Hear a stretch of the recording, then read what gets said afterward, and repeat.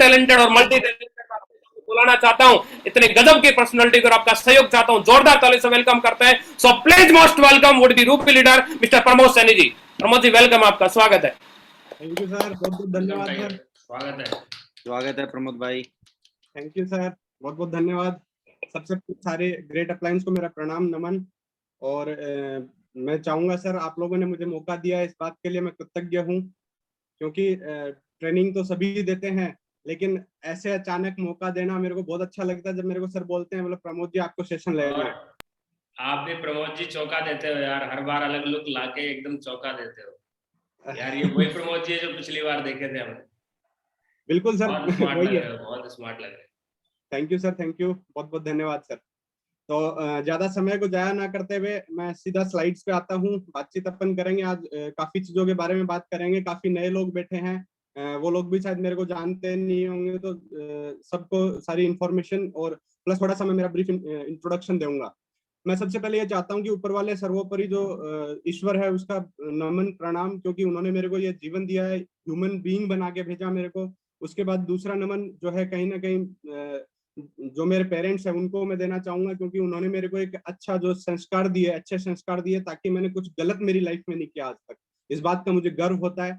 और उसके बाद जो तीसरा सबसे जरूरी और सबसे इंपॉर्टेंट है वो है मेरे अपलायंस, क्योंकि ये बिजनेस अगर अपन बात करें तो ये बिजनेस कोई बहुत बड़ी चीज नहीं है, लेकिन ये संगत है ना, ये बहुत बड़ी चीज है। क्योंकि ऐसे बिजनेस मार्केट में बहुत मिल जाते हैं, लेकिन ये बिजनेस के साथ साथ ये जो अपलायंस है ये सबको नहीं मिलते। और मुकेश सर हमेशा बोलते हैं अपलाइन इज लाइफ लाइन। ये सच में मुझे फील होता है कि अपलाइन लाइफ लाइन होते हैं, और ये मेरे को इसलिए फील होता है क्योंकि मेरे पास ऐसे ग्रेट मेंटर्स हैं। इन सब के लिए आप एक बार जोरदार तालियां बजा दीजिए। और ये वो बिल्कुल करीबी लोग हैं जिनकी मैं बोलूंगा कि जिनको मैंने बिल्कुल पैदल चलते हुए भी देखा है, और इनकी लाइफ से मैंने मेरी लाइफ को कंपेयर करते हुए अपनी लाइफ को चेंज करने की मैंने शुरुआत करी। जैसे मैंने कहा था मैं इंट्रोडक्शन से शुरुआत करूंगा, तो सबसे पहले मैं मेरे बारे में बता देता हूँ। नाम प्रमोद सैनी, एज 32 ईयर्स।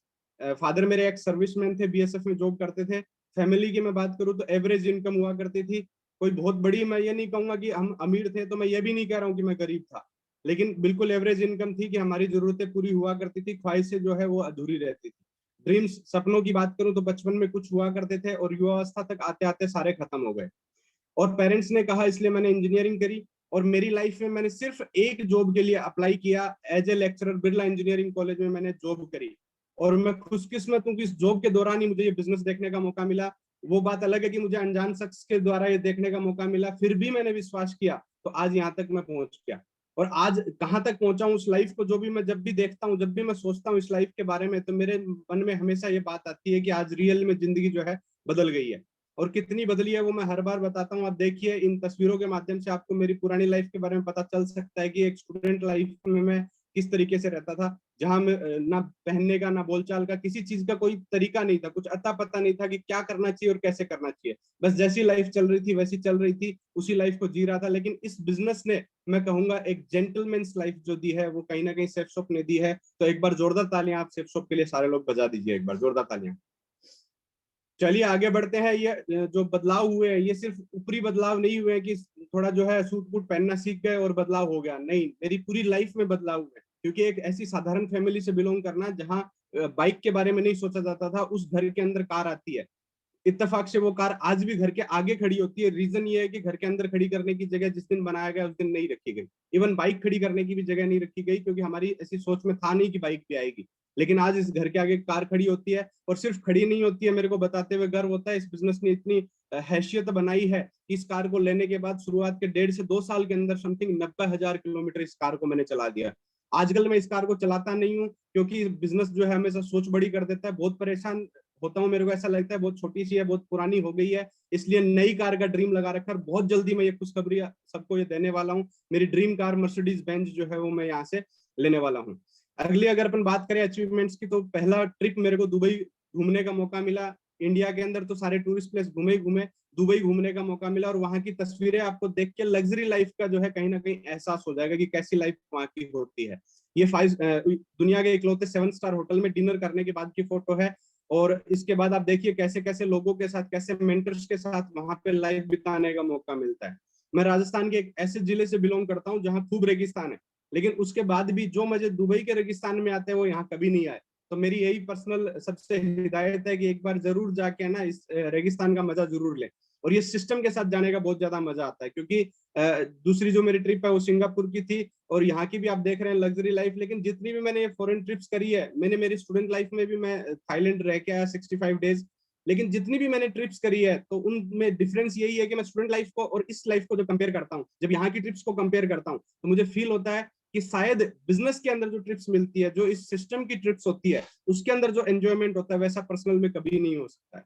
तो ये कहीं ना कहीं आप फील तभी कर पाएंगे, तस्वीरों से महसूस नहीं होता, सिर्फ दिखता है, सिर्फ आंखें देख पाती है। अगर आप फील करना चाहते हैं कि रियल में कैसा फील होता है वहां जाने के बाद, तो आपको उसमें एक ही बात कहूंगा, टारगेट जीतिए साहब। मौका मिलता है, ये कंपनी आपको घूमने का मौका देती है, आप घूम के आ सकते हैं फ्री ऑफ कॉस्ट।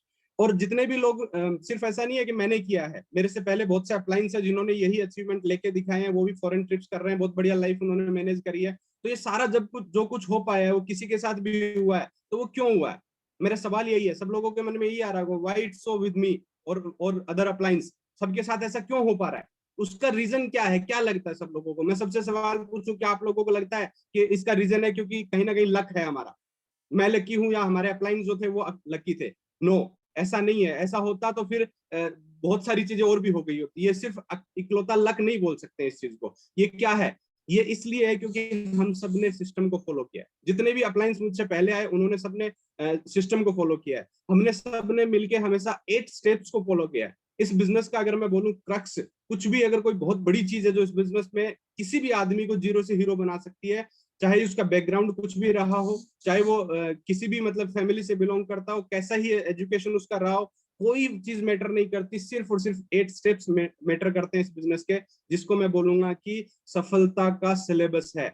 अगर आपने इन 8 स्टेप्स को फॉलो कर लिया तो कहीं ना कहीं इस बिजनेस में कोई भी आदमी किसी भी कंडीशन से आए तो वो अपनी लाइफ को बिल्कुल यू टर्न दे सकता है, 360 डिग्री का टर्न यहाँ से दे सकता है। आज अपन उन्हीं 8 स्टेप्स की बात करेंगे जिनके बारे में आपके अपलाइंस ने आपको अक्सर बताया होगा कि 8 स्टेप्स कौन कौन से होते हैं। आपने एनएओ ट्रेनिंग में 8 स्टेप्स सुने होंगे। आपने हमेशा जो है अपने अपलाइंस से बातें सुनी होगी, ड्रीम लिस्ट, इन्विटेशन वगैरह, ऐसे करके 8 स्टेप्स। और लगभग लोग कर लेते हैं, कुछ करते हैं, कुछ नहीं भी करते हैं। और 2-3 टॉपिक पे ऑलरेडी बात हो चुकी है। मैं उनमें से सिर्फ ना आपसे आज 2 जो है टॉपिक, 2 स्टेप्स के ऊपर मैं आपसे बातचीत करने वाला हूँ। मैं मानता हूं आपने अपनी ड्रीम जो है वो बना लिए होंगे, जितने भी आपको जो चाहिए, जो भी आपने विचार किया है, वो सारे ड्रीम्स आपने बना लिए होंगे। और बनाने के बाद दूसरी चीज आपने जो है लिस्ट भी बना ली। ड्रीम और लिस्ट के बाद जो कोई इंपॉर्टेंट चीज आती है वो आती है इनविटेशन। ये इंपॉर्टेंट क्यों है? सबसे बड़ी बात तो है कि अब तक हम जो काम करते हैं, प्लान देखा हमने घर बैठे बैठे, हमने अपना जो ड्रीम्स बनाए वो भी बनाए घर बैठे बैठे, किसी से मिलना नहीं था। लिस्ट भी बनाई तो हमने घर बैठे बैठे बनाया, हमने परमिशन भी नहीं ली, क्योंकि हमें हमारे बिजनेस में कई लोग, हमारे अपलाइंस जो होते हैं वो बता देते हैं कि हमें लिस्ट में किसी का नाम लिखना है तो उसकी परमिशन की जरूरत नहीं होती। तो यहाँ तक देखा जाए तो बात थी सिर्फ और सिर्फ मेंटली, दिमाग की, कोई फिजिकल किसी से मिलना जुलना या टच करना या बातचीत नहीं थी। ये सिर्फ और सिर्फ मेरा मन किया, मैंने ड्रीम बना लिया, मेरा मन किया, मैंने लिस्ट बना ली, यहाँ तक का काम हो गया। अब आता है रियल जो प्रॉब्लम है, वो इनविटेशन, किसी आदमी से जाके मिलना। जैसे संतोष नायर जी कहते हैं, उन लोगों से मिलना जो आपसे मिलना नहीं चाहता, और उससे वो बात करनी जो आपसे करना नहीं चाहता, उस चीज को कहते हैं, वो शुरुआत होती है, वो फिजिकल टच शुरू होता है, वो इनविटेशन से शुरू होता है कि आप किसी को इनवाइट कैसे करें। जब भी इनवाइट करने की बात आती है तो मैं 2-3 चीजें बातें बताऊंगा आपको। सबसे पहली बात है कि इस बात से कोई फर्क नहीं पड़ता है कि आप क्या कह रहे हैं, फर्क इस बात से पड़ता है कि आप कैसे कह रहे हैं। जब आप किसी को इनवाइट करते हैं तो इस बात से फर्क नहीं पड़ता है कि आप क्या क्या शब्द यूज कर रहे हैं, फर्क इस बात से पड़ता है कि आप कैसे कह रहे हैं। कैसे का मतलब, आप एक्साइटेड है कि नहीं है, उसको आपके चेहरे पे क्या नजर आ रहा है, क्या उसको ऐसा फील हो रहा है कि इसके पास रियली बहुत गजब की चीज है, क्या एक्साइटमेंट है इस लीडर के चेहरे पे, या फिर ऐसा फील तो नहीं हो रहा है कहीं बोला यार इसका क्या हो गया, इसके तो बुझी बुझी है, ये कहीं फंसा गया है बेचारा। तो आपके चेहरे पे क्या नजर आ रहा है, कैसे आप बोल रहे हो, आपके हाव भाव क्या है, उस चीज पे ज्यादा जो है फर्क पड़ने वाला है। दूसरा, अगली अगर अपन बात करें तो एक और चीज है इनविटेशन में कि जब भी आप किसी को बुलाएं तो आप टेंशन नहीं लें, आप बुलाते रहिए, आपको डायमंड जरूर मिल जाएंगे। ऐसा बोला जाता है, ताश का जो गेम होता है, ताश खेलते हैं, प्लेइंग कार्ड्स जिसको बोलते हैं, अगर आप उसके अंदर कार्ड्स खेल रहे हैं और आपने कार्ड पलटते गए पलटते गए पलटते गए, तो मैं 100% बोल सकता हूं आपके पास 4 इक्के तो आएंगे ही आएंगे। हो सकता है पहले 48 कार्ड्स में ना आए तो बचे हुए 4 कार्ड 100% आपके जो है कहीं ना कहीं क्या होंगे, इक्के होंगे, और जिनको बोलते हैं एसेस होंगे। लेकिन इस बिजनेस में ज्यादातर लोगों की प्रॉब्लम क्या होती है, कुछ लोगों को 2 को 4 को 5 को 10 को बताते हैं और वो मना करते हैं, तो फिर लगता है सर शायद ये हो नहीं पाएगा। और बहुत से लोगों को, कल रात में मेरी एक लड़के से बात हो रही थी, बोला सर मैंने नेटवर्क मार्केटिंग में जितना सीखना था मैंने सीख लिया। मेरे को इतनी हंसी आई, मात्र 2 महीने 4 महीने काम करने के बाद आदमी सीख लेता है, बहुत कुछ सीख लेता है, और यही सबसे बड़ी गलती होती है। मैं आज पर्सनली फील करता हूँ, मैं तो आज भी सीख रहा हूँ। मेरे को ये ट्रेनिंग देनी थी तो मैंने ऐसा नहीं है कि मैं मुंह धोया और आके बैठ गया, मैंने इसके लिए प्रिपरेशन किया रात के लिए। सर लोगों को आप देखेंगे वो रेगुलर प्रिपेयर करते हैं, तो हमें कहीं ना कहीं क्या करना पड़ेगा इसके लिए, हमें कोशिश करते रहना, हमें ट्राई करते रहना, बुलाते रहिए, डायमंड जरूर मिल जाएगा। आगे बढ़ते हैं, अगला पॉइंट है इनविटेशन कार्ड के साथ इज्जत से बुलाइए। ये फिजिकल उसके लिए है कि जब भी आप किसी को बुलाएं, फिजिकल आपका हो रहा है अगर वेन्यू कहीं पे, तो वहां पे आप इनविटेशन कार्ड के साथ इज्जत से बुलाइए। अगर आप ऑनलाइन भी कर रहे हैं तो वहां भी कहीं ना कहीं आप प्रॉपर तरीके से इनवाइट करके बुलाएं। ऐसे नहीं कि चलते हुए मिल गया और अपन ने कहीं भी बोल दिया, या अपने को अचानक कोई मैसेज आया और हमारा मन किया इसको भी प्लान दिखा तो बोल दिया। पूरी प्रिपरेशन के साथ अपने को करना है, इज्जत के साथ बुलाना है। नेक्स्ट अगर अपन बात करते हैं अगले पॉइंट की, तो बुलाते रहिए, या तो जुड़ जाए या फिर मर जाए। ऐसा बोलते हैं, या तो इधर आए या फिर सिधर जाए। मतलब या तो आप बुलाते रहिए, एक बार नहीं आया आप उसके साथ इंसल्ट मत कीजिए, उसकी मजाक मत उड़ाइए, या उसको छोड़ना भी नहीं।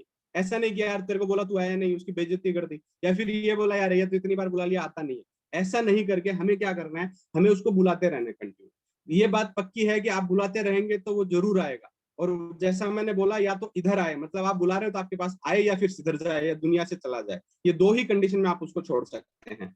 फाइनल लास्ट बात इस पे वही लिखी है, the crux of invitation lies in not what you से बट इन हाउ यू से इट। तो वही बात है कि आप क्या बोलते हैं इस बात से फर्क नहीं पड़ता, आप कैसे बोलते हैं इस बात से ज्यादा फर्क पड़ता है। आगे अपन बात करें कुछ डूज एंड डोंट्स की, कि क्या हमें करना चाहिए क्या नहीं करना चाहिए। तो डोंट्स की अगर अपन बातें करें, क्योंकि हिदायतें जरूरी होती है, कुछ भी अपन करते हैं तो उस चीज में कुछ ना करने लायक चीजें होती है, वो हम कर देते हैं। वो गलतियां हमारी छोटी छोटी होती है, जिसकी वजह से हमारा प्रोस्पेक्ट आना तो चाहता है, आ तो सकता है, उसमें कैपेबिलिटी है, वो बिजनेस कर तो सकता है, लेकिन करता नहीं है। उसकी वजह क्या है, कुछ ऐसी चीजें हम कर बैठते हैं जो हमें नहीं करनी चाहिए। डोंट्स में क्या क्या है, सबसे पहले मैं बात कहूंगा कि आप जब भी किसी को इन्वाइट करें तो नाम काम दाम, ये 3 चीजें बिजनेस के बारे में ज्यादा चर्चा कभी भी ना करें इनविटेशन पे। नाम काम दाम मतलब कंपनी का नाम का क्या है, या फिर कंपनी शब्द का भी इस्तेमाल अपने को नहीं करना है। काम किस तरीके का काम है, नेचर ऑफ वर्क जिसको बोलते हैं, वो हमें नहीं बताना है कि क्या करना है कैसे करना है। दाम कितना पैसा लगाना है या शॉपिंग करनी है, ऐसी चीजें हमें डिस्कस नहीं करनी है। इवन कई बार आपको बहुत डेढ़ शाना जिसको बोलते हैं, ऐसे व्यक्ति मिलेंगे जो आपसे खुद पूछेंगे अच्छा बताओ कौन सी कंपनी है, अच्छा काम क्या करना पड़ेगा, किस टाइप का, अच्छा वो 2 जोड़ने वाला तो नहीं है, अच्छा वो शॉपिंग करने वाला तो नहीं है। और कई बार हो सकता है वो आपसे पूछे अच्छा सच ये बात बताओ दाम कितना लगाना पड़ेगा। तो इन तीनों ही सवालों पे आपको कहीं ना कहीं सवाल पूछ के डाइवर्ट करना है। नाम के बारे में हमें कोई चर्चा नहीं करनी है, काम टाइप ऑफ वर्क के बारे में हमें चर्चा नहीं करनी है, और दाम के बारे में चर्चा नहीं करनी है। कोई आपसे पूछ भी ले कि कितना पैसा लगाना पड़ेगा, तो हमारा जवाब क्या होना चाहिए, बोला साहब पैसे लगा के पैसे कमाने का जमाना गया, आजकल तो दिमाग लगाइए और पैसा कमाइए, जमाना इस बात का है। तो अपन कोई इन्वेस्टमेंट नहीं है साहब, आप आके देखिए डिटेल में समझिए, उसके बाद अपन आगे की चर्चा करेंगे। हो सकता है कई लोगों के मन में, नए लोग बैठे होंगे, उनके अभी दिमाग में आ रहा होगा बोला साहब तब तो आप फिर उनसे काफी चीजें छुपा रहे हो, ऐसी बातें छुपा रहे हो जो आपको नहीं छुपानी चाहिए। कंपनी का नाम क्यों छुपाएं सर, हमारी कोई कंपनी खराब कंपनी थोड़ी है। हम काम क्यों छुपाए सर, हम कोई गलत थोड़ी कर रहे हैं। और हम दाम क्यों छुपाए सर, जो लगना है वो तो शॉपिंग का, उसको तो पैसा का माल मिल जाएगा। लेकिन मेरे दोस्त जब आप उसको ये चीजें शेयर कर लेंगे तो हो सकता है वो आपकी इंफॉर्मेशन को, आपके प्लान को सुनने के लिए रेडी भी नहीं होगा। इसलिए अपने को इन चीजों की चर्चा नहीं करके इनको बाद में बताना है। फिर कई लोग बोलेंगे फिर तो ये झूठ हो गया, ये झूठ नहीं हुआ साहब। कई बार कुछ चीजें होती है जो कि जरूरी होती है, जिनको छुपाना जरूरी होता है, जिनको सारी चीजें शुरुआत में नहीं बताई जाती है। इसका एग्जाम्पल देते हैं, देवेंद्र सर बहुत बढ़िया एग्जाम्पल देते हैं कि जब बच्चा बीमार होता है, छोटा बच्चा, उसको हम इंजेक्शन लगवाते हैं, तो हम उसको ऐसे झूठ बोलते हैं कि उधर एक चिड़िया आ गई, ये हो गया वो हो गया, उधर ध्यान दे उधर ध्यान दे। वो दूसरी तरफ उसको डाइवर्ट करते हैं ताकि वो इंजेक्शन की तरफ ना देखे। इसका मतलब क्या है, क्या हम उसको गलत कर रहे हैं, हम उसके फायदे के लिए कर रहे हैं, क्योंकि उसको दर्द होगा, वो लगवाने नहीं देगा इंजेक्शन, जो काम है वो काम करने नहीं देगा। इसलिए हम लोग उसको क्या करते हैं, थोड़ा सा डाइवर्ट करते हैं। अपन ऐसी चीजें इसलिए करते हैं ताकि उसको जो है पूरा फायदा मिल सके। वो देखने के बाद जो सारी चीजें जो है उसको क्लियर हो जाएगी। क्योंकि जब भी कोई प्लान दिखाते हैं तो प्लान में हम इनमें से कोई भी एक भी चीज हम छुपाते नहीं है। हम सिर्फ और सिर्फ तब तक छुपाते हैं जब तक वो हमारे पास आ नहीं जाए सुनने के लिए। तो सुनने के लिए, रेडी करने के लिए जरूरी है। उसके बाद अगला पॉइंट जो डोंट्स में है, वो हमें क्या करना है, कभी भी जल्दबाजी में इन्विटेशन ना करें। बहुत सारे लोगों को मैंने देखा है, कहीं भी रास्ते में, मान लो मैंने फिजिकल इनविटेशन में कई लड़कों को देखा है, चलते हुए कोई मिल गया पुराना दोस्त, उसको भी पकड़ के उसको इनविटेशन दे रहे हैं। संतोष नायर जी भी कई बार बोलते हैं जल्दबाजी में कैसे कैसे लोग होते हैं। बोला रास्ते में कोई बाइक से जा रहा था, दोनों हाथ ऐसे चौड़े करके खड़ा हो गया बीच रास्ते में, बोला रुक रुक रुक रुक, और उसको कुछ नहीं पूछता कि वो कहाँ जा रहा है, क्या जा रहा है, और उसको बोलता है ले मेरा इन्विटेशन कार्ड और तेरे को हमारी प्रेजेंटेशन में आना है। हो सकता है बेचारा कहीं हॉस्पिटल जा रहा हो, कोई फैमिली में प्रॉब्लम हो, कोई और इश्यू हो, वो आदमी आ सकता था फिर भी नहीं आएगा। बोला यार ये आदमी क्या है, मेरी इमरजेंसी नहीं समझ रहा। तो जल्दबाजी में कभी भी ना करें, पहले थोड़ा सा प्रोस्पेक्टिंग करें, पता करें, उसका शेड्यूल पता करें कि कब क्या कहाँ फ्री रहता है, और उसके बाद उसको प्रॉपर इनविटेशन के साथ, रेस्पेक्ट के साथ उसके अंदर अपनी प्रेजेंटेशन के अंदर आप उसको इनवाइट करें।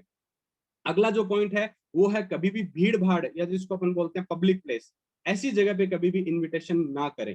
हो सकता है 4 लोग 5 लोग इकट्ठे बैठे हैं और आपने उसको इनवाइट किया, और उन 5 में से हो सकता है एक आदमी ने या तो कभी प्रेजेंटेशन किसी भी नेटवर्क मार्केटिंग कंपनी की देखी हो, या फिर हो सकता है सेफसॉप की देखी हो, या फिर किसी ने उसको इनवाइट किया उस इनविटेशन कार्ड के साथ, तो वो बाकी लोगों को भी नेगेटिव कर सकता है कि साहब ऐसा कुछ होता नहीं है, मेरे पास भी आया था 6 महीने पहले, मैंने भी ये प्रेजेंटेशन कहीं पे जाके देखी थी। तो इसकी बजाय हमेशा जो भी आपके प्रोस्पेक्ट है उनको लिस्ट बना के प्रॉपर टाइम लेके घर पे मिलें और इंडिविजुअली इनवाइट करें, एक एक आदमी को इनवाइट करें। आगे चलते हैं, कुछ और बातें मैं इनविटेशन के बारे में आपसे शेयर करना चाहता हूँ।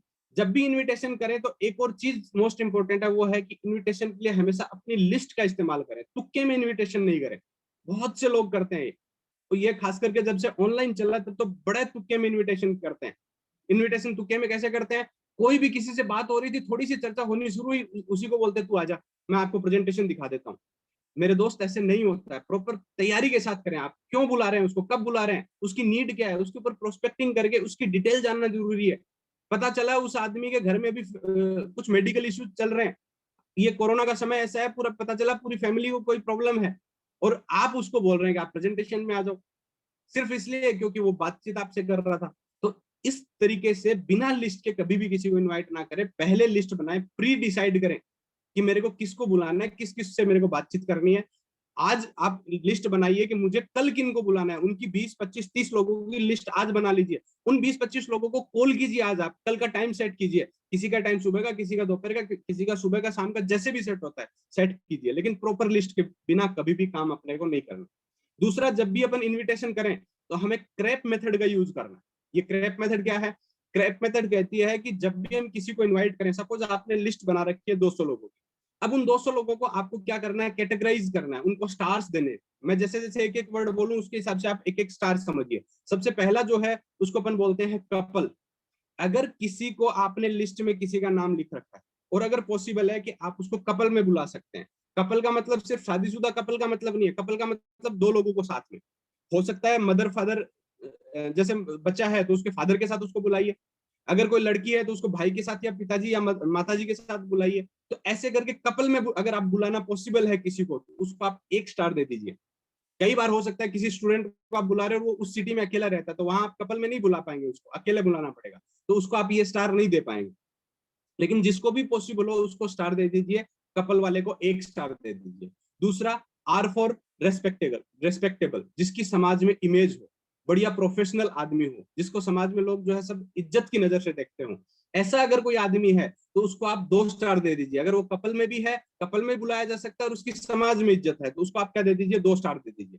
तीसरा, अगर अपन बात करें, एम्बिशियस है, बड़े सपने हैं, बहुत बड़ी बड़ी बातें करता है, बड़ा सोचता है, हमेशा बढ़िया बातें, बढ़िया कुछ करने की जो है बातें करता है, तो ऐसा अगर आदमी है और ये तीनों क्वालिटी है, कपल में भी है, रिस्पेक्टेबल भी है और एम्बिशियस भी है, तो उसको आप 3 स्टार दे दीजिए।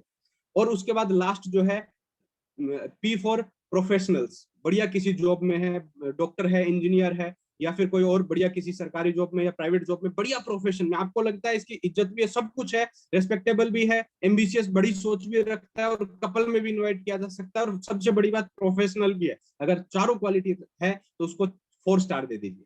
और अब आपको इनवाइट जब करना है, किसको सबसे पहले बताएं, तो सबसे पहले 4 स्टार वाले लोगों को आप इनवाइट कीजिए। 4 स्टार वाले लोगों के जब सारी चीजें उसके पास है ना, तो उनको मैं एक चीज बता देता हूं आपको, उनको इनवाइट करना भी थोड़ा सा मुश्किल होगा और उनको प्लान दिखा के ज्वाइन करवाना भी थोड़ा सा मुश्किल होगा। लेकिन अगर आ गए बिजनेस में तो आगे का सारा बिजनेस आसान हो जाएगा। आगे की बातों के लिए आपको एक चीज उसको समझानी नहीं पड़ेगी। जैसे मेरे जैसे आदमी को किसी ने ज्वाइन करवाया तो मुझे ड्रेस कोड के बारे में बताना पड़ा, मुझे हेयर स्टाइल के बारे में बताना पड़ा, मुझे जो है बातचीत करने के तरीके के बारे में बताना पड़ा। लेकिन जो ऑलरेडी एक प्रोफेशनल आदमी है तो उसको ये सारी चीजें आपको नहीं बतानी पड़ेगी, वो सब सीखा सिखाया आएगा। तो ऐसे इस तरीके से अगर आप करें तो आपका इन्विटेशन जो है बेस्ट टू बेस्ट हो सकता है। आगे चलते हैं। इसके अंदर इनविटेशन जब भी करें तो क्योंकि जैसा आप बोलते हैं कि कुछ लोग आएंगे कुछ नहीं आएंगे, तो कई बार जब कुछ लोग नहीं आते हैं इनवाइट करते हैं, खास करके इस डिजिटल एरा के अंदर बहुत बार ऐसा होता है कि आप कुछ लोगों को बुला रहे हैं वो नहीं आते हैं, और नहीं आते तो हमारा मन जो है थोड़ा उदास हो जाता है, परेशानियां मन में आती है, बोला यार बोल तो रहा हूँ मैं, डेली का 20 लोगों को कॉल करता हूँ, प्लान 1 या 2 ही हो पाता है। तो इससे बचने के लिए मैंने एक मैजिकल रूल देखा। मैंने देवेंद्र सर की ट्रेनिंग में पहली बार देखा था जब मैं ज्वाइन हुआ था, और मैंने जब काम करना शुरू किया, समथिंग 1-1.25 साल हो गए थे, और उसके बाद जब मैंने काम करना शुरू किया तो मेरे साथ भी सेम हुआ कि कुछ लोग मेरे को हाँ कर रहे थे, मिल रहे थे, नहीं मिल रहे थे। तो उसके बाद मैंने ये मैजिकल रूल देखा, और ये रूल अगर आपने अपनी लाइफ में उतार लिया, जब भी आपको मन में थोड़ी सी उदासीनता आए, मैं बोलता हूँ इस रूल को आप याद कर लेना, आपकी चेहरे पे वापस हंसी आ जाएगी, खुशी आ जाएगी, आप टेंशन को बिल्कुल एकदम दूर कर देंगे। क्या है ये SW5 रूल? SW5 रूल कहता है कि आपको करेज टू एंड्योर फेलियर। जब भी आप किसी को बोल रहे हैं, बुला रहे हैं और वो नहीं आ रहा है, मतलब आप उसको इन्वाइट करने में फेल हो रहे हैं, तो इसको आप सहन करना सीखिए, एंड्योर कीजिए इसको आप। एंड्योर करने का मतलब कोई नहीं आया तो हमें टेंशन नहीं लेनी है। तो ये रूल क्या कहता है? रूल कहता है कि जब भी आप किसी को इनवाइट करेंगे तो सम विल कम, कुछ आप आएंगे और कुछ जो है नहीं भी आएंगे, सम विल नॉट कम। आप किसी को इनवाइट करेंगे, कुछ आपके इनविटेशन को एक्सेप्ट करेंगे और आपका प्लान देखेंगे, और कुछ होंगे जो आपको मना कर देंगे, या मना नहीं भी करेंगे तो टाइम पे आएंगे नहीं, वो या तो फोन नहीं उठाएंगे, या उनका फोन बंद आ जाएगा, या किसी भी रीजन से कोई अर्जेंट काम आ जाएगा तो वो नहीं आएंगे। तीसरा SW क्या कहता है? सो व्हाट, क्या फर्क पड़ता है, कुछ आए कुछ नहीं आए इस बात से क्या फर्क पड़ता है। समवन इज वेटिंग, कोई ना कोई तो आपका वेट कर रहा है ना। क्योंकि मैंने मानता हूं, मेरा ये मानना है कि जितने भी अच्छे लीडर्स है वो दुनिया में खत्म नहीं हुए। ऐसा थोड़ी है कि रामकिशन सर जैसे लोगों को, या मुकेश सर जैसे लोगों को, नरेंद्र सर जैसे लोगों को भगवान ने बनाना बंद कर दिया। ऐसे लोग हमारे लिए आज भी कहीं ना कहीं वेट कर रहे हैं, बस हमें उन तक पहुंचने की जरूरत है। तो इसलिए हमें क्या करना है, कोई आए कोई नहीं आए इस बात से फर्क नहीं पड़ना चाहिए। हमें एक बात ध्यान में रखनी है कि समवन इज वेटिंग, और इसलिए हमें क्या करना है, सो स्टार्ट वर्किंग। आप जो है कहीं ना कहीं अपने काम को जारी रखिए, आप करते रहिए। अगर आप ऐसा करते हैं तो ये SW5 रूल आपको कभी टेंशन में आने ही नहीं देगा, क्योंकि आपको तो फिर वही बात याद आएगी, कोई आएगा कोई नहीं आएगा, क्या फर्क पड़ता है, कोई ना कोई तो मेरा वेट कर रहा है और उसी वेट करने वाले के पास मेरे को पहुंचना है। तो ये SW5 रूल है जो बहुत मैजिकल रूल मेरे को लगता है। अब बात करते हैं दूसरे पॉइंट पे। मैंने बोला था 2 टॉपिक पे आपसे बात करूंगा। एक पहला टॉपिक क्लियर हो गया होगा, इनविटेशन। प्रॉपर इनविटेशन अगर आपने किसी को कर लिया, किसी को बढ़िया तरीके से आपने बुला लिया, उसको थोड़ा सा सस्पेंस में थोड़ी सी उसकी जिज्ञासा जगा के अगर आपने बुला लिया, तो अगला पॉइंट हमारा जो आता है वो बिजनेस प्लान आता है। बिजनेस प्लान के बारे में मैं कुछ बातें आपसे करके और मैं अपनी मेरी स्लाइड को यहाँ पे खत्म करूंगा। लेकिन बिजनेस प्लान के बारे में आगे बढ़ूं उससे पहले सबसे इंपॉर्टेंट चीज मैं आपको बताना चाहता हूं। बिजनेस प्लान जब भी दिखाएं तो एक बात दिमाग में आप जरूर रखें कि बिजनेस प्लान आपका बेस्ट हो ये जरूरी नहीं है, लेकिन प्लान हो ये बहुत जरूरी है। प्लान ज्यादा से ज्यादा होने बहुत जरूरी है, क्योंकि प्लान से ही हमारे बिजनेस को, ऐसा बोला जाता है, ऑक्सीजन मिलती है। जैसे जीवन जीने के लिए ऑक्सीजन की जरूरत है, वैसे इस बिजनेस में जीने के लिए आपको कहीं ना कहीं प्लान की जरूरत है। देवेंद्र सर कहते हैं, नरसिंह ग्रेवाल सर कहते हैं, अगर आपको टारगेट जीतना है तो प्लान बढ़ा दीजिए, अगर आपको पैसा ज्यादा कमाना है तो प्लान बढ़ा दीजिए, अगर आपको रैंक अचीव करनी है तो प्लान बढ़ा दीजिए। हर चीज का सॉल्यूशन अगर कहीं से निकलता है तो वो एक ही चीज है इकलौती, वो है प्लान। अगर आपने अपने प्लान बढ़ा दिए तो बाकी सारी चीजें ऑटोमेटिक इस बिजनेस में हो जाएगी। प्लान दिखाने के वक्त कुछ चीजें हमें ध्यान में रखने लायक बातें होती है, जो क्या क्या है। सबसे पहले अपन बात करते हैं कि कम समय में ज्यादा लोगों को प्लान दिखाने का चक्कर चलाइए। जब भी कोशिश की जाए ऐसा होना चाहिए कि हमारा समय कम से कम लगे और प्लान ज्यादा से ज्यादा हो। ये कैसे पॉसिबल है? पहली चीज तो जब भी पॉसिबल हो 2 लोग 3 लोग 4 लोगों को इकट्ठा करें और एक साथ प्लान दिखाएं, या जो है 3-4 लड़के 3-4 ग्रुप मिलके, 3-4 जो आजकल जोड़ी बना रखे हैं, जोड़ियां मिलके आप जो है अपना इकट्ठा प्लान कर सकते हैं। तो इससे क्या है, कम समय में ज्यादा प्लान हो जाएंगे। ज्यादा लोगों को प्लान दिखाइए, क्योंकि ऐसा बोलते हैं डायमंड बनने के लिए आपको लगभग जो 20 लाख बिजनेस वॉल्यूम चाहिए, उसके लिए लोगों की संख्या में आप देखेंगे तो ऑन एन एवरेज अगर अपन 200 बिजनेस वॉल्यूम की सेल मानते हैं तो हमें 10,000 लोगों की जरूरत पड़ती है। अब ये 10,000 लोगों को प्लान दिखाने से 10,000 लोग ज्वाइन नहीं होने वाले हैं, ये बात आप भी जानते हैं। और हर एक्सपर्ट लीडर या जो थोड़े से समझदार आदमी है वो आपको बताते हैं, कई बार आपने ट्रेनिंग में भी सुना होगा, ऑन एन एवरेज 5 प्लान में एक सेल जरूर आ जाती है, ऐसा बोला जाता है। तो 5 प्लान में 80-20 रेशियो के हिसाब से 5 प्लान में अगर एक सेल आती है तो हमें क्या करना है, हमारे 10,000 लोगों के लिए, 10,000 की टीम बनाने के लिए, 20 लाख बिजनेस वॉल्यूम के लिए हमें 10,000 लोगों को ज्वाइन करवाना है। तो इसका मतलब इसको 5 गुना कर लीजिए, जो आदमी 50,000 प्लान दिखा देगा वो इस बिजनेस में डायमंड बन जाएगा। कुछ छोटी मोटी कंडीशंस को आप साइड में कर दें तो 10,000 प्लान दिखाने वाला हर आदमी आज की डेट में इस बिजनेस में डायमंड है। तो वो 10,000 प्लान अगर आप 1 साल में दिखाते हैं तो आप 1 साल में डायमंड बन सकते हैं, आप 4 साल में दिखाते हैं तो 4 साल में बन सकते हैं, अगर आप 10 साल में दिखाते हैं तो शायद हो सकता है 10 साल भी लग जाए, और अगर आपने 100 साल का प्रण ले रखा है तो मैं बोल सकता हूँ 100 साल से पहले भी आप डायमंड नहीं बनने वाले। फर्क पड़ेगा सिर्फ और सिर्फ प्लान से। और दूसरी इंपॉर्टेंट चीज है प्लान के बारे में, वो ये है कि आज तक कोई भी इकलौता ऐसा डायमंड आपने नहीं देखा होगा जिसमें प्लान नहीं दिखाए, बिना प्लान दिखाए डायमंड बन गया। ऐसा कोई एक आदमी आपको नहीं मिलेगा पूरी इंडस्ट्री के अंदर डायरेक्ट सेलिंग में जो आपको बोला साहब मैं तो जस्ट जुड़ गया था, मैंने एक भी प्लान नहीं दिखाया, किसी से मैंने चर्चा नहीं करी और मैं डायमंड बन गया। ऐसा हो नहीं सकता साहब, प्रकृति का नियम बदल जाएगा, तो नियम कभी बदलते नहीं है। चलिए आगे बात करते हैं। जब भी आप प्लान दिखाएं तो वेशभूषा का बहुत अच्छा ध्यान रखना जरूरी। ज्यादातर लोग हम में से जो आते हैं, हम कोई प्रोफेशनल नहीं है, लगभग लोग जो है साधारण आम जिंदगी जीते हुए इस बिजनेस में आते हैं। और आज की डेट में मैं बोलूंगा प्रोफेशनल ड्रेस कोड बहुत जरूरी है। कहीं भी किसी भी बिजनेस में आप देखेंगे तो प्रोफेशनल ड्रेस कोड जो है वो इंपॉर्टेंट किस लिए है, क्योंकि कहीं भी आप देखिए ड्रेस कोड की वैल्यू होती है, ड्रेस के बिना आदमी की वैल्यू नहीं होती है। आप में से कई लोग कई बार गए होंगे ट्रैफिक में, कहीं हम जा रहे हैं, रास्ते में जा रहे हैं, आपके पास मैं बोलता हूँ जैसे बाइक से जा रहे हैं, आपके पास पूरे बाइक के डॉक्यूमेंट कंप्लीट है, आपने हेलमेट भी लगा रखा है, ना कोई ओवर स्पीड जा रहे हैं, ना ही आपने कोई रेड लाइट क्रॉस करी है, लेकिन आपको एक आदमी हाथ देता है, आपको एक आदमी हाथ देता है जो ड्रेस कोड में है, पुलिस की ड्रेस में। सब कुछ परफेक्ट होने के बाद भी एक बार आपके मन में हिचकिचाहट आएगी और आप धीरे से साइड करके बाइक को जरूर रोक लेंगे। ऐसा सबके साथ होता होगा, ये मेरे को 100% फील होता है। दूसरा एक एग्जांपल और लेते हैं कि आपके पास ना हेलमेट आपने लगा रखा है, आप ओवर स्पीड भी जा रहे हैं, रेड लाइट भी क्रॉस कर रहे हैं, सारी गलतियां जितनी हो सकती है वो सारी गलतियां कर रहे हैं, बाइक के डॉक्यूमेंट भी आपके पास नहीं है। इस बार भी आपको एक आदमी हाथ दे रहा है, वही पुलिस वाला है सेम, लेकिन इस बार उसने ड्रेस नहीं पहन रखी, आप क्या बोलेंगे? बोला साइड हट जा, मरेगा क्या? फर्क किससे पड़ा? फर्क पड़ता है ड्रेस कोड से। तो वैसे ही हमारे बिजनेस में भी ड्रेस कोड है, और वैसे भी बोलते हैं जो दिखता है वो बिकता है। और हमारे बिजनेस के अंदर हमारे पास दिखाने के लिए क्या है, जरा सोच के देखिए।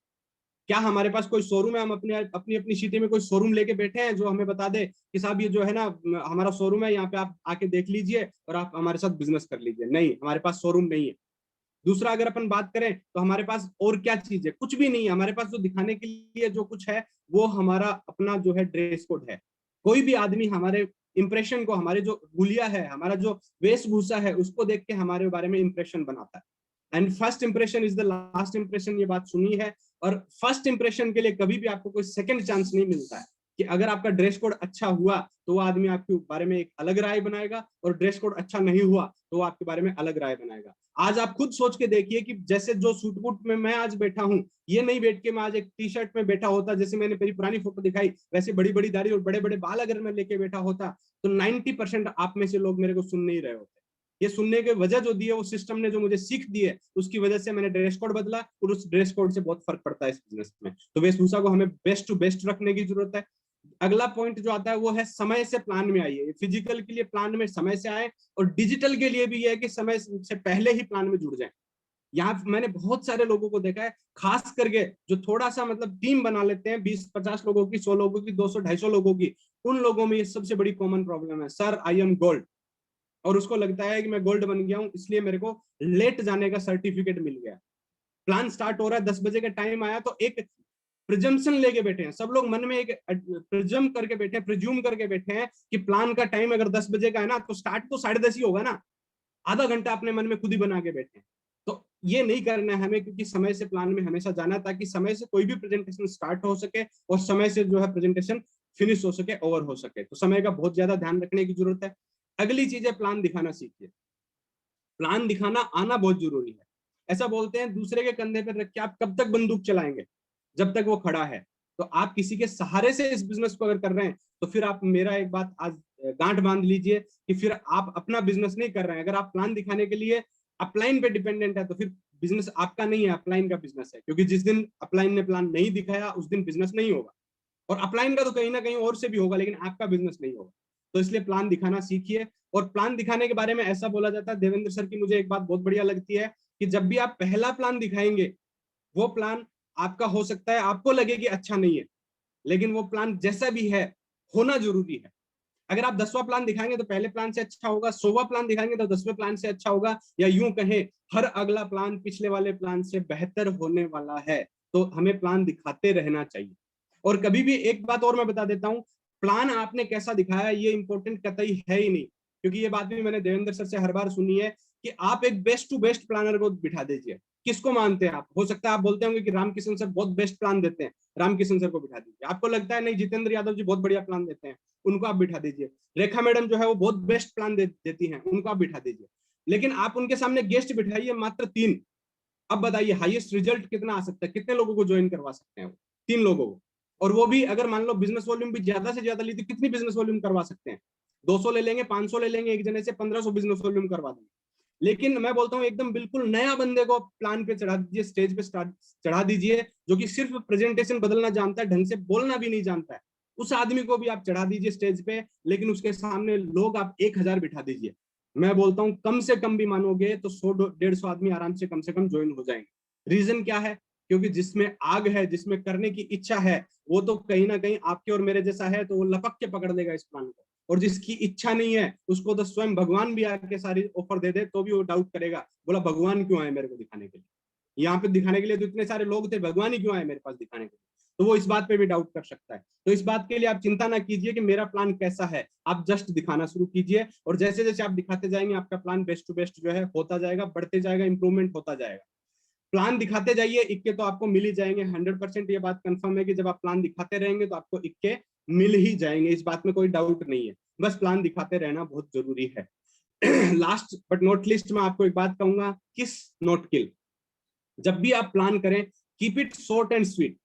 कभी भी इसको लॉन्ग एंड लेंथी नहीं रखना है। ज्यादातर लोगों की मैं क्या देखता हूं, मैंने बहुत प्लान अटेंड करता हूं, मैं अपनी टीम में भी करता हूं कई बार जो है, और कोई भी मेरे को जब क्लोजिंग के लिए बुलाते हैं तो मैंने क्या चीज फील किया है, ज्यादातर लोगों की एक इच्छा होती है कि मैं सारी बात प्रेजेंटेशन में बता दूं। वो ट्रेनिंग के 8 स्टेप वाली बात भी बता देगा, वो प्लान के अंदर ये दिखाते जाइए ये वाली बात भी प्लान में इंक्लूड कर रहा है। बोला साहब प्लान दिखाते जाइए, इक्के तो मिल जाएंगे। ऐसी ऐसी बातें इंक्लूड करते हैं प्लान के अंदर जिसका मुझे लगता है वहां कोई रेफरेंस ही नहीं है, उसकी जरूरत ही नहीं है, फिर भी वो आदमी उस बात को वहां पे इंक्लूड करता है। तो मेरा ये मानना है प्लान को हमेशा शॉर्ट एंड स्वीट रखिए। प्लान मैक्सिमम टू मैक्सिमम 15 से 20 मिनट के अंदर फिनिश हो जाना चाहिए। मैं एक बात इंपॉर्टेंट बता देता हूं, जब भी आप किसी को प्लान दिखाएंगे, कितना भी समझदार आदमी हो या फिर कितना भी मंद बुद्धि आदमी हो, प्लान दिखा दीजिए, उसकी शॉपिंग करवा दीजिए। उसके बाद उसका जो सबसे पहला सवाल है ना, वो ये फिर से उठने वाला है कि साहब मुझे करना क्या है, अब मुझे क्या करना पड़ेगा। तो फिर इस बात से फर्क क्या पड़ता है कि आपने उसको बहुत ज्यादा डिटेल में जाके प्लान दिखाया था या फिर ब्रीफली जस्ट जो इंपॉर्टेंट बातें हैं वही आपने बताई थी, या फिर बहुत ज्यादा डिटेल में जाके बताई थी। तो प्लान सिर्फ इतना ही बताना है जिससे अगले को आइडिया लग जाए कि बिजनेस क्या है। हमें डिटेल में घुसने की जरूरत नहीं है, हमें यहाँ पे ये घुसने की जरूरत नहीं है कि हमारा अमेजन फ्लिपकार्ट जो है उससे हम कंपैरिजन कर रहे हैं, क्यों कर रहे हैं, या फिर हमें इस बात में अंदर घुसने की कभी भी जरूरत नहीं है कि हमारा ये वाला प्रोडक्ट जो है इतना फायदा देता है। एक एक डिटेल में अंदर घुसने की जरूरत नहीं है। आप डेमो दीजिए, 1 या 2 प्रोडक्ट का डेमो दीजिए और उसके बाद प्लान को बिल्कुल शॉर्ट एंड स्वीट में खत्म कर दीजिए। एक एक लीडर के बारे में डिटेल में घुस जाते हैं, कई बार मैंने देखा है, इतना अंदर अंदर तक घुस जाते हैं कि वो बातें बताते हैं जिसको वो सुन के इसको लगता है कि मुझे ही क्यों बता रहे हैं। तो ये सारी चीजें जो है हमें ध्यान रखनी है, हमेशा शॉर्ट एंड स्वीट प्लान को रखने की जरूरत है। तो यहाँ पे जाके मेरी बातें फिनिश होती है। सर लोगों ने मुझे मौका दिया, इस बात के लिए मैं कृतज्ञ हूँ कि मुझे मौका दिया गया इस ट्रेनिंग को देने के लिए। आप सबका मैं कृतज्ञ हूँ, आपने मुझे सुना। और इस ड्यूरेशन में कोई बात, कोई गलत अपशब्द, कोई जबान से कोई बात फिसल गई हो तो मुझे छोटा या बड़ा भाई समझ के माफ करना। और कोई भी बात बढ़िया लगी है तो वो कहीं ना कहीं सिस्टम की है, क्योंकि मैंने इन 8 स्टेप्स को फॉलो किया है, इन अपलाइंस को फॉलो किया है, यहीं से मैंने सीखा है। थैंक यू, बहुत बहुत धन्यवाद। Thank you sir. Thank you so much Pramod ji, बहुत ही शानदार